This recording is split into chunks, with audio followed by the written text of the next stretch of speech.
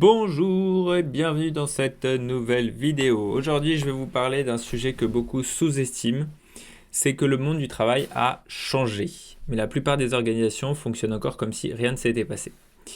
On est entré dans une nouvelle ère opérationnelle, c'est-à-dire que si une entreprise continue à travailler avec les mêmes réflexes qu'il y a 10 ans, elle va droit dans le mur. Ce qui a vraiment changé, vous le savez déjà, il y a eu l'arrivée de l'IA entre autres. Ce n'est pas juste l'IA qui change tout. On parle beaucoup d'IA, de nos codes et de tous les nouveaux outils. Mais le vrai basculement, il n'est pas technologique. C'est qu'une technologie, c'est bien, mais en fait, pour qu'elle soit adoptée, elle doit être intégrée dans une organisation, dans un système. Aujourd'hui, une IA exécute en quelques secondes ce que faisait l'humain pendant des heures, et une PME peut créer des outils internes qui coûteraient beaucoup plus cher et que seuls les grands groupes pouvaient faire avant. Maintenant, avec l'IA et le no-code, des plus petites entreprises peuvent aller beaucoup plus vite pour développer des outils pertinents. C'est pas un gain de vitesse uniquement, c'est aussi un changement de modèle et un changement de mode de fonctionnement. Et dans ce nouveau monde, les entreprises structurées vont aller beaucoup plus vite et celles qui restent dans le manuel ou juste avec de l'IA, avec ChatGPT par exemple, ça va pas suffire.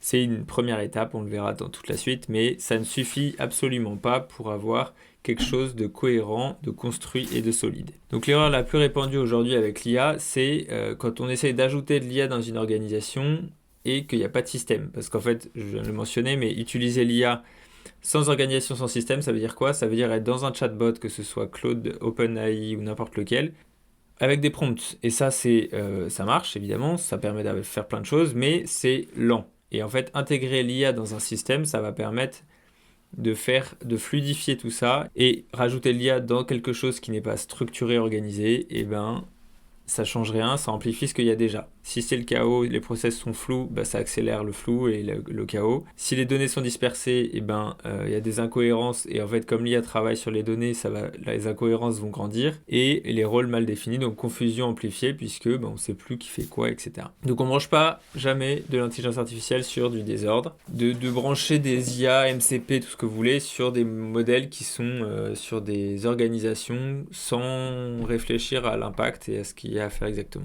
Donc avant d'intégrer l'IA, il faut un terrain clair. Ça veut dire que la question, c'est pas comment j'intègre l'IA dans mon business, c'est qu'est-ce que l'IA doit exécuter et dans quel ordre.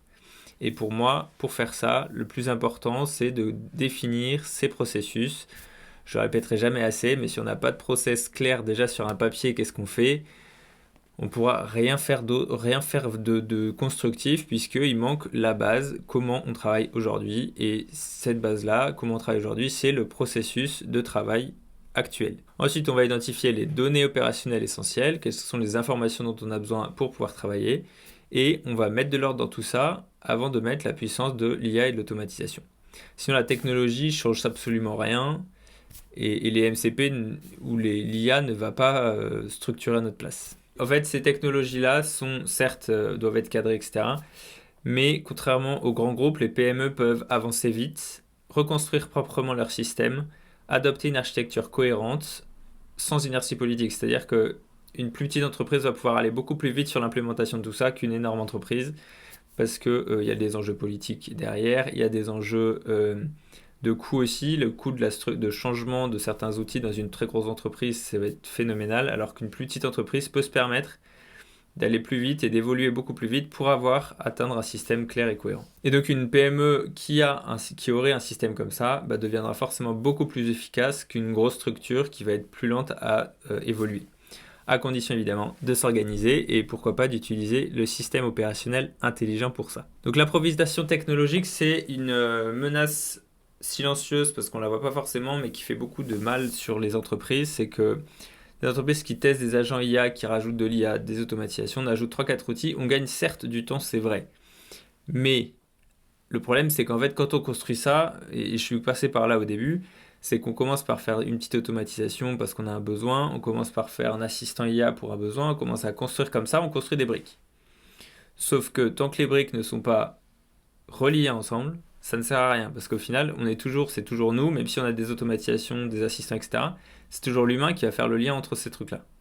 Donc l'idée, c'est de faire un système pour que ces choses-là se parlent. Et en fait, sans faire de système, on va se retrouver avec des silos supplémentaires, des automatisations fragiles.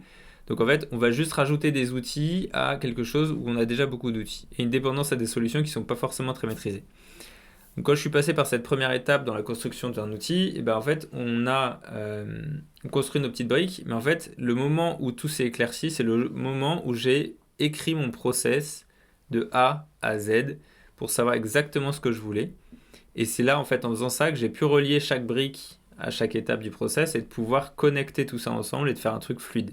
Donc l'improvisation donne l'illusion du progrès alors que la structure crée réellement la transformation, puisque derrière, une fois que c'est structuré, on va pouvoir appliquer la méthode BPIA, processus, base de données, interface. Même rien que ça, sans mettre d'automatisation et d'IA, c'est bien structuré, un gain de temps phénoménal. Et ensuite, on rajoute de l'IA, donc ça augmente encore. Un manager qui va avoir où on en est dans ses projets, dans les projets de son équipe, en quelques secondes, en allant dans un outil qui centralise tout, et ben c'est vachement pratique et c'est pas futuriste, c'est déjà possible. Donc l'IA n'est pas la fondation dans le système opérationnel intelligent. L'IA est un accélérateur, c'est pas du tout le cœur du sujet, même si ça en fait partie parce qu'on peut l'implémenter, mais ça arrive en dernier encore une fois. Quand la structure va être en place, on va pouvoir mettre des agents IA qui vont devenir très utiles pour aller plus vite, des automatisations qui vont tenir dans le temps et qui vont être robustes, la charge mentale va drastiquement diminuer, et enfin les équipes vont reprendre la main, pas sur les copier-coller inutiles, mais sur le vrai travail de fond que l'humain est amené à faire. La vidéo de la semaine dernière,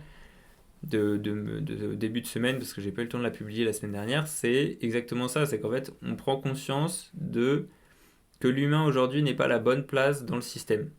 Aujourd'hui c'est l'humain fait le lien dans le système, alors qu'il pourrait être en pilotage de l'ensemble du système pour assurer les choses. Donc l'IA n'a pas à compenser le désordre, ne peut pas compenser le désordre, elle amplifie la clarté, et la fondation d'un système intelligent, ce n'est pas l'IA, c'est la structure, la clarté et l'architecture. Donc on ne vit pas seulement une mutation technologique, même si c'est des technologies très récentes, qui sont grand public depuis peu de temps et qui sont très intéressantes, mais cette mutation technologique, elle doit s'appuyer sur une mutation organisationnelle et opérationnelle.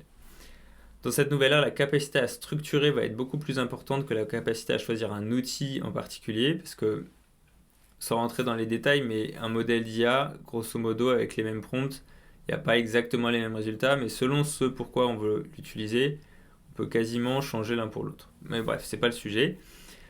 La clarté devient un avantage stratégique, vous savez où vous allez, vous savez ce dont vous avez besoin et vous l'automatisez pour aller plus vite. Et enfin, l'IA va être la conséquence, et l'intégration de l'IA va être la conséquence de ce qu'on a vu précédemment. N'hésitez pas à réagir dans les commentaires, abonnez-vous à la chaîne YouTube, ça m'aide et ça m'encourage à continuer. Vous retrouvez aussi le lien vers ma newsletter, où il y a la version aussi écrite de cette vidéo. Et la semaine prochaine, on voit les 5 stades, on rentre dans le premier chapitre, première grande partie, les 5 stades de la transformation opérationnelle intelligente.